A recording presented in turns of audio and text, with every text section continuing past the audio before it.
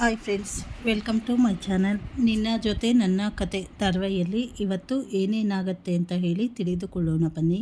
ಈ ಕಡೆ ನಂದಿ ಬೆಟ್ಟದ ಪ್ರಶಾಂತದ ಅಂಚಿನಲ್ಲಿ ನಿಂತು ದೇವಯಾನಿ ಮತ್ತು ಅಶ್ವಿನಿ ನಡುವೆ ಮಾತುಕತೆ ನಡೆಯುತ್ತಾ ಇರುತ್ತದೆ. ಅಶ್ವಿನಿ ರಹಸ್ಯ ವಿಡಿಯೋವನ್ನು ತೋರಿಸುವ ದೇವಯಾನಿ, ಈ ವಿಡಿಯೋ ನನ್ನ ಹತ್ತಿರ ಮಾತ್ರವಲ್ಲ, ನನ್ನ ನಂಬಿಕಸ್ಥ ಜನಗಳ ಹತ್ತಿರವೂ ಇದೆ. ಒಂದು ವೇಳೆ ನೀನು ನನ್ನ ಮಗಳಾದ ಅಂಜು ಮತ್ತು ನಚ್ಚಿ ಮದುವೆಗೆ ಅಡ್ಡಿ ಬಂದರೆ ಈ ವಿಡಿಯೋ ಎಲ್ಲರಿಗೂ ಕಳಿಸ್ತೇನೆ ಅಂತ ಹೇಳಿ ಬೆದರಿಸ್ತಾಳೆ. ಇದರಿಂದ ಹೆದರಿದ ಅಶ್ವಿನಿ ಅಂಜು ಮದುವೆಗೆ ಅಡ್ಡಿ ಬರುವುದಿಲ್ಲ ಅಂತ ಹೇಳಿ ಒಪ್ಕೊಳ್ತಾಳೆ. ಆದರೆ ಅಜಿತ್ತು ಮತ್ತು ಭೂಮಿಗೆ ಒಂದು ಗತಿ ಕಾಣಿಸಿಯೇ ನಾನು ಇಲ್ಲಿಂದ ಹೋಗುವುದು ಅಂತ ಹೇಳಿ ಶಬ್ದ ಮಾಡ್ತಾಳೆ. ಇದಕ್ಕೆ ದೇವಯಾನಿ ಕೂಡ ಒಪ್ಪಿಗೆ ಕೊಡ್ತಾಳೆ. ಈ ಕಡೆ ನಂದಿ ಬೆಟ್ಟದಲ್ಲಿ ಎಲ್ಲರೂ ಹೋಳಿ ಸಂಭ್ರಮದಲ್ಲಿರ್ತಾರೆ. ಶಾರದಮ್ಮನ ಎಲ್ಲರೂ ನೋಡಿ ನಗ್ತಿರುವುದು, ಅವರಲ್ಲಿ ಬದಲಾವಣೆ ತಂದಿರುವುದು ಅಜಿತ್ ಮತ್ತು ಅವನ ತಂದೆಗೆ ತುಂಬ ಸಂತೋಷ ತರುತ್ತದೆ. ಈ ಕಡೆ ಭೂಮಿ, ನೀನು ನೀಡುತ್ತಿರುವ ಮಾತ್ರೆಗಳು ನಿಜಕ್ಕೂ ಕೆಲಸ ಮಾಡುತ್ತಿವೆ ನೋಡು, ನನ್ನ ಶಾರದಾ ನಗುತ್ತಿದ್ದಾಳೆ ಅಂತ ಹೇಳಿ ಅಜಿತ್ ಭೂಮಿ ಮೇಲೆ ಮೆಚ್ಚುಗೆ ವ್ಯಕ್ತಪಡಿಸ್ತಾರೆ ಶ್ರಾವಣವರು. ದೇವಯಾನಿ ಮಾತ್ರ ಶಾರದಮ್ಮನಿಗೆ ಹಳೆಯದೆಲ್ಲ ನೆನಪಾಗಬಾರ್ದು ಅಂತ ಹೇಳಿ ಮನಸ್ಸಿನಲ್ಲೇ ಕುತಂತ್ರ ಹುಡುತ್ತಾ ಇರ್ತಾಳೆ. ಈ ಕಡೆ ಅಜಿತ್ನ ಆತಂಕ, ಸತ್ಯಣ್ಣನ ಸಲಹೆ, ದಿನಗಳು ಕಳೆಯುತ್ತಿದ್ದಂತೆ ಭೂಮಿ ತನ್ನಿಂದ ದೂರವಾಗ್ತಾಳೆ ಅಂತ ಹೇಳಿ ಅಜಿತ್ ಆತಂಕಕ್ಕೊಳಗಾಗ್ತಾನೆ. ಇದನ್ನು ಗಮನಿಸಿದ ಸತ್ಯಣ್ಣ ಅಂಜು ಮದುವೆ ಮತ್ತು ಭಾಗ್ಯಮ್ಮನ ಬಿಡುಗಡೆಯ ವಿಷಯವನ್ನಿಟ್ಟುಕೊಂಡು ಭೂಮಿಯ ಮನವೊಲಿಸು, ಆಗ ಅವಳು ನಿನ್ನಿಂದ ದೂರ ಹೋಗಲು ಒಪ್ಪುವುದಿಲ್ಲ ಅಂತ ಹೇಳಿ ಸಲಹೆ ನೀಡ್ತಾರೆ.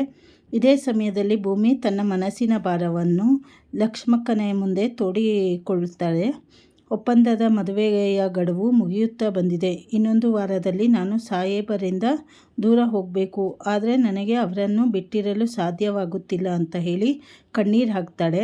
ಈ ಕಡೆ ರೋಚಕ ಟ್ವಿಸ್ಟ್ ಏನಂದರೆ, ಈ ಕಡೆ ರಾಮರಸದ ಮಹಿಮೆ ಏನಂದರೆ, ಭೂಮಿಗೆ ಸ್ವಲ್ಪ ತಲೆ ಸುತ್ತಿದಂತಾದಾಗ ಶಿವನಿ ಅವಳಿಗೆ ಮಜ್ಜಿಗೆ ನೀಡ್ತಾಳೆ. ಆದರೆ ಅದು ಬರೀ ಮಜ್ಜಿಗೆ ಅಲ್ಲ, ಅದರೊಳಗೆ ರಾಮರಸವನ್ನು ಮಿಕ್ಸ್ ಮಾಡಿರ್ತಾರೆ.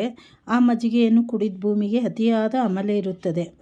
ಅಮಲಿನಲ್ಲಿದ್ದ ಭೂಮಿ ಅಜಿತ್ನನ್ನು ಕಂಡು ಅವನನ್ನು ಗುಡ್ಡದ ಭೂತ ಅಂತ ಹೇಳಿ ಹಾಸ್ಯ ಮಾಡ್ತಾಳೆ. ಅಜಿತ್ ಅವಳನ್ನು ಸಮಾಧಾನ ಪಡಿಸಲು ಪ್ರಯತ್ನಿಸಿದಾಗ ಭೂಮಿ ಅವನ ಕಣ್ಣಲ್ಲಿ ಕಣ್ಣಿಟ್ಟು ತನ್ನ ಪ್ರೀತಿಯನ್ನು ಒಪ್ಪಿಕೊಳ್ತಾಳೆ. ಪೊಲೀಸ್ ಮೀಸೆ ಹಾಕಿಕೊಂಡು ಬಟ್ಟೆ ಧರಿಸಿರುವ ಅಜಿತ್ನನ್ನು ಕಂಡು ಭೂಮಿ ಮೊದಲ ಗುರುತಿಸುವುದಿಲ್ಲ. ಆದರೆ ಅವನು ತನ್ನ ಸಾಹೇಬ ಎಂದು ತಿಳಿದ ತಕ್ಷಣ ಐ ಲವ್ ಯು ಸಾಹೇಬ್ರೆ, ನಾನು ನಿಮ್ಮನ್ನು ಮನಸಾರ ಪ್ರೀತಿ ಮಾಡ್ತೇನೆ ಅಂತ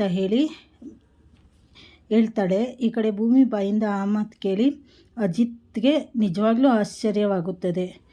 ನಿಜವಾಗಿಯೂ ಭೂಮಿ ನನ್ನ ಪ್ರೀತಿಸ್ತಾ ಇದ್ದಾಳ ಅಂತ ಹೇಳಿ ಗೊಂದಲದಲ್ಲಿ ಅವನು ಇರ್ತಾನೆ.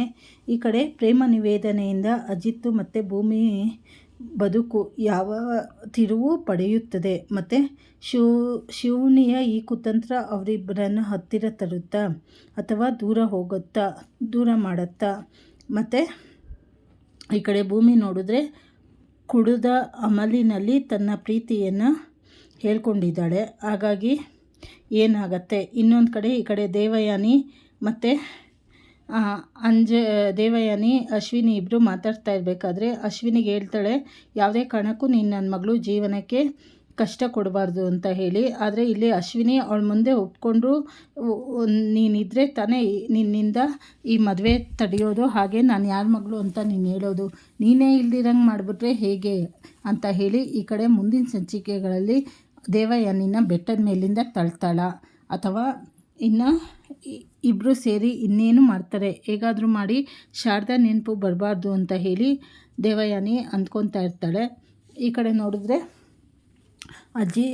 ಇವನು ನಚ್ಚಿ ಮತ್ತು ಅಂಜಲಿ ಮದುವೆ ಮಾಡಲೇಬೇಕು ಅಂತ ಹೇಳಿ ದೇವಯಾನಿ ಪಣ ತೊಟ್ಟಿದ್ದಾಳೆ.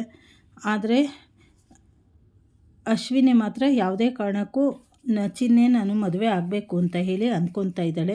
ಮುಂದಿನ ಸಂಚಿಕೆಗಳಲ್ಲಿ ಇವರಿಬ್ಬರು ಸತ್ಯ ನಾನು ಬಾಯಿ ಬಿಡಬಾರ್ದು ಅಂದರೆ ಮದುವೆ ಆಗಕ್ಕೆ ಬಿಡಬೇಕು ಅಂತ ಹೇಳಿ ಕೇಳಿದಾಗ ಅವಳ ಮುಂದೆ ಅಶ್ವಿನಿ ಒಪ್ಕೊಂಡಿದ್ದಾಳೆ. ಆದರೆ ಮುಂದಿನ ಸಂಚಿಕೆಗಳಲ್ಲಿ ದೇವಯಾನಿನ ತಳ್ತಾಳ ಮೇಲಿಂದ. ಹಾಗೆ ದೇವಯಾನಿ ಬದುಕಿ ಬಂದು ಅವಳು ಸತ್ಯ ಇಲ್ಲ ಮನೆಯವ್ರ ಮುಂದೆ ತಿಳಿಸ್ತಾಳ ಅಂತ ಹೇಳಿ ಮುಂದೆ ತಿಳಿದುಕೊಳ್ಳೋಣ.